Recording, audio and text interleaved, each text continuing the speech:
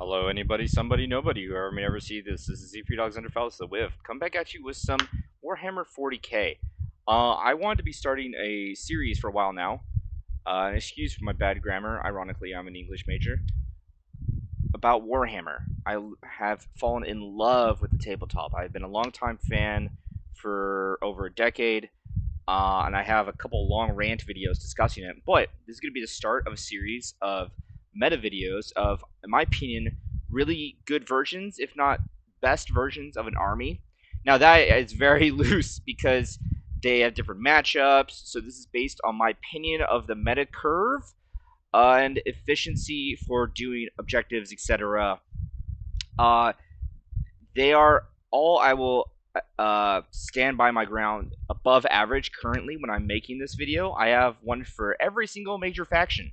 I've made an army and I've played them all. I've only been playing it for about 4 months now, and I effing love it.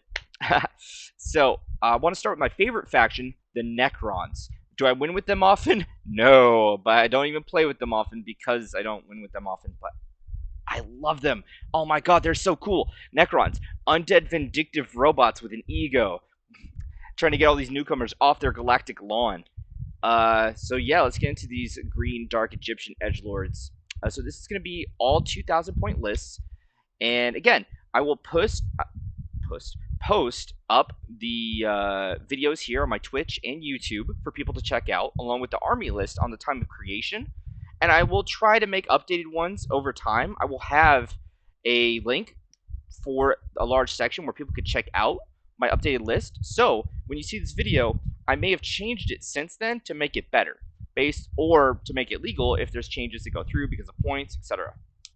And again, you could play whatever list you want, have fun, try to win while you do so, and yeah, without me ranting into like what is gaming, let's just go about the Necrons. So this is going to be a Vanguard detachment of Necrons, custom dynasty for 2K, and it's going to have as the army list 2 5-man groups of Scorpec destroyers, one with a Reap Blade, and one 20-man Necron warrior blob, flares, and 2 9-man blobs of Scare Swarms, 3 pairs of Crypto Thralls, 1 Nightbringer, 1 Catacomb Command Barge, 1 Triarch Stalker, 1 Technomancer, 1 Plasmancer, and 1 Canoptic Doomstalker.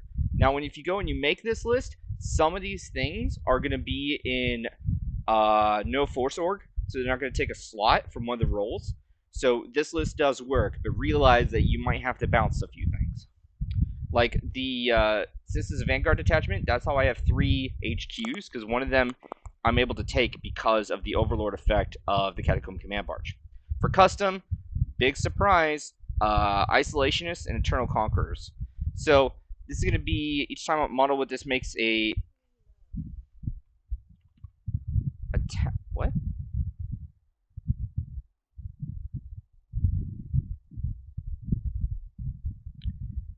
I don't know why it said Isolationist. That was incorrect. Eternal, Relentless Expansionist. Fixing that real quick. And my mic is dying, so hopefully I can do this before it dies.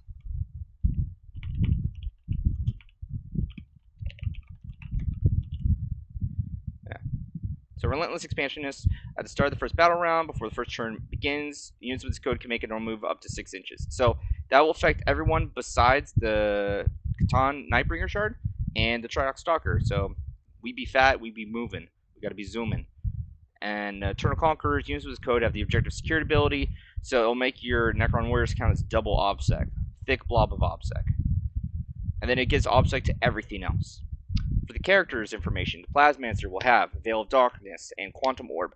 Quantum Orb isn't very amazing, but what is good is the fact that you can drop it perfectly on an objective, and technically because of the measurement of the objective, if you declare you're dropping it right in the middle, then anything touching that objective next turn is going to be taking mortals probably. So that's how you try to force people off or make them make a choice of getting mortals. Technomancer is going to get Thrall of the Silent King, Canoptic Control Node, because that way you're able to increase it. Photonic Transsubjector and voltaic staff. I like it on the Catacomb Command Barge, but he needs to bring the Orb of Eternity. Along, he's going to have a gas cannon loadout with Enduring Will and a War Scythe. And then the Nightbringer is going to take Sky of Falling Stars. Well, I do like the other Nightbringer ability of... where are you? Transdimensional Thunderbolt. This is going to hopefully get more work more often. It gets more matchups. And it's going to be overall better payoff. But it can be said just as well for a Transdimensional Thunderbolt. So I'd say one of those two is up for debate. And then if you take either, you could advance them in the first turn possibly. This is the overall look of the army. I'm just going to do each model. It's a Nightbringer.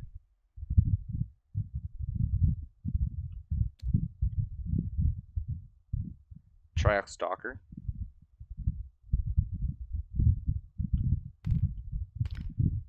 The Gnoctic Doomstalker. The Catacomb Command Barge.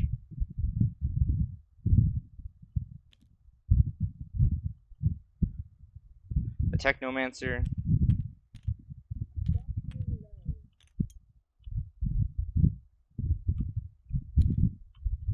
Plasmancer. Crypto Thrall. And the two Scorpic Destroyers, one with Threshers and the Reblade. These aren't going to be high quality videos. It's just to try to get people the information. So again, I'd say give this army a whirl. There's a lot of different combos you can do Necrons. Most of them are feeling a little lackluster. A combination I had before was with the new changes to Lookout Sir, 3 10-man blobs of Death Marks. Funny, but honestly not very effective. And if you have to trade up for getting damage through, they're in for a hard time. And then another one is running almost like 100 to 140 Necron blob. That's good, kinda. It's actually better than you think, as long as you take it with the custom for Eternal Conquerors. Because then you don't win many fights, you just win the war by controlling all of the objectives. You just sit there and don't let your opponent score any primaries. It's very ironic in how it works, but it's not very fun. So some of these lists will sacrifice a little bit of fun or efficiency, vice versa, to try and make them work. But most of them should be efficient. You should win over 50% of your matches. But in this series, I will be showing other efficient lists. So be aware if anybody copies it, if you have mirror matchups, you can change things up. If you have any comments for me as a new wargamer or something, or you have a request for certain armies, I love wargaming, theory crafting, army crafting. So if you have any questions about Tabletop Simulator, lore, about how certain armies match up, etc., changes, meta, or advice for armies, let me know. I'm also down to game. I do a lot. I also stream, and I'm picking up a new job, and possibly a second job soon, so I'm very busy and limited on time. But yes, thank you for checking us out. I don't really care about YouTube, but if you want, you can do all that jazz of like, subscribe, and jank. And along with my Twitch, I'll have information for those things. And again, I'll have a post for the Battle Scribe list you can check out. And if you want to build it yourself or copy it along with posts, hopefully I'll throw later on onto Steam, so people can actually just straight up copy this army, so they don't have to go through the process of Battle Scribe and Yellow Scribe as well, if you'd like. Without further ado, thank you for staying, and have a great day. Take care.